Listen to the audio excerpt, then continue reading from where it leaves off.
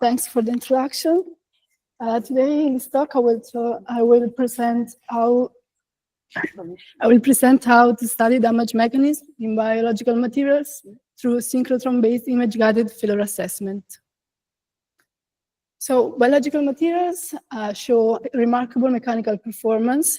Their mechanical properties are far superior to those of their basic constituents and also of their homogeneous mixtures. This means that it is not only the chemical composition that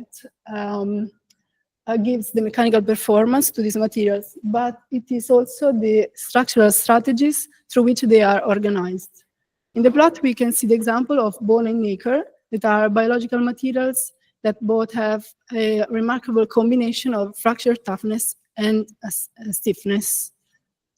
What gives these materials their behavior is the hierarchical organization across multiple scales, from the nanoscale to the macro scale. Even if this organization is already inspiration for the design of novel engineering structures, actually the mechanism that confer their damage resistance is still only partly understood. So to advance bio-inspired design, it is fundamental to gain deeper insights into how damage initiates, how it propagates, and how it is mitigated in these materials. So to study the damage across scales, advanced characterization methods are required. One of the most effective ones is the integration of in situ testing with high-resolution imaging, in particular synchrotron radiation microcomputed tomography, or SR micro-CT. This technique allows non-destructive, four-dimensional, meaning three-dimensional and time-resolved visualization of internal microstructure and damage evolution under load. So different synchrotron facilities worldwide have implemented their own in situ testing platforms, but important limitations remain, and this affects the level of detail and reliability of the data that can be obtained. So this work aims to address some of these limitations, and the key contribution is the use of a custom-made in situ testing device compatible with the synchrotron radiation apparatus, along with extensive experimental data, morphometric analysis, and validated numerical simulations. To tackle these objectives, we developed a pipeline that is an experimental to numerical pipeline that involves different steps, starting from the in situ mechanical test up to the image-guided failure assessment. The core of this pipeline is the use of a multifunctional testing system.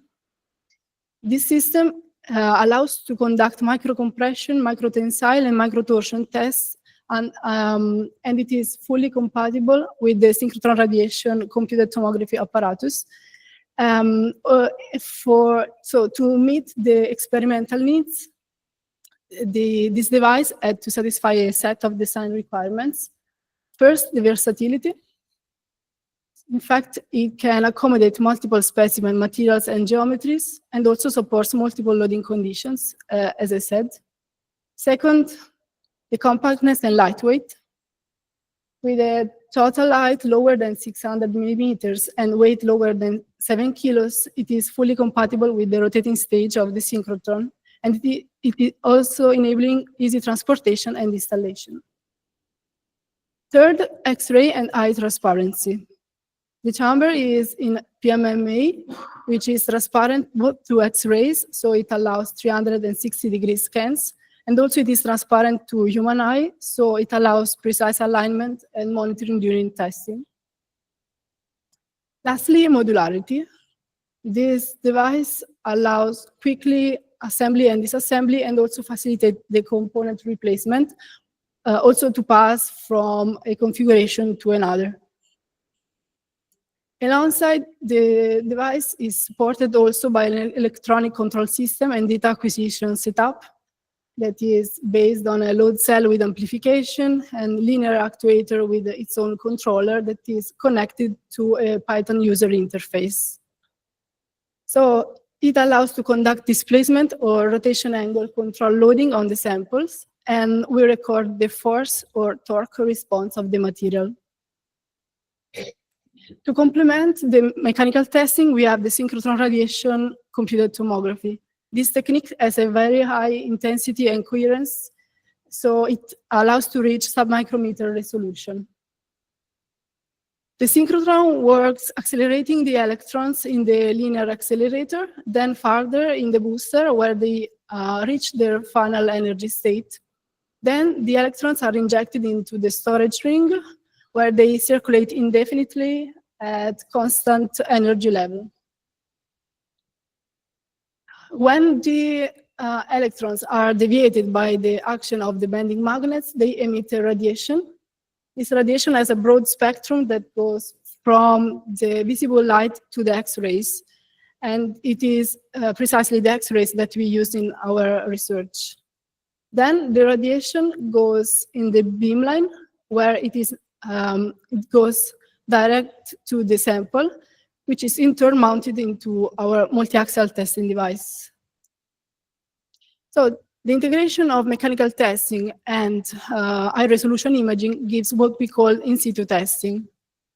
In practice, as you can see here on the right in the scheme, the sample undergoes a control loading directly in the beamline, and this loading is alternated with tomographic acquisition. On the right, you can see the actual implementation in the CIRMAP beamline at the Elettra synchrotron in Trieste, and on the right, you can see the main scanning parameters that we typically use. After the in situ testing, the scans are analyzed through a morphodensitometric approach.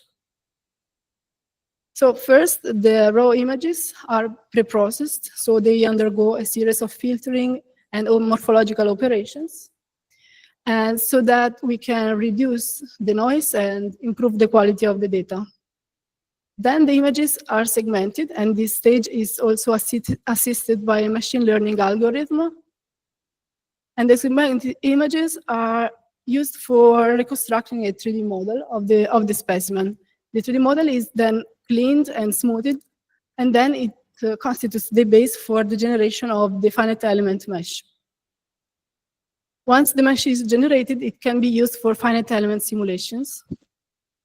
The finite element simulations are CT-driven in the sense that the computational model corresponds exactly to the microstructure of the specimen. So then we can validate the numerical simulation against the experimental in situ tests.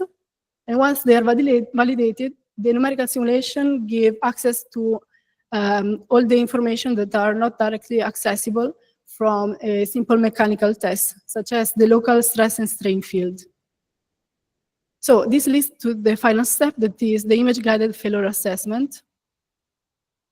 Based on the numerical simulations, we are able to recognize the regions that are critical for the crack nucleation, for damage, nucleation, and propagation. And we are able to correlate the numerical observation with the experimental evidence at different loading steps. The entire pipeline has been validated through a range of case studies, each one focusing on a different biological material and loading condition. These include human bone under compression, mycelium-based composite under tension, and human vertebra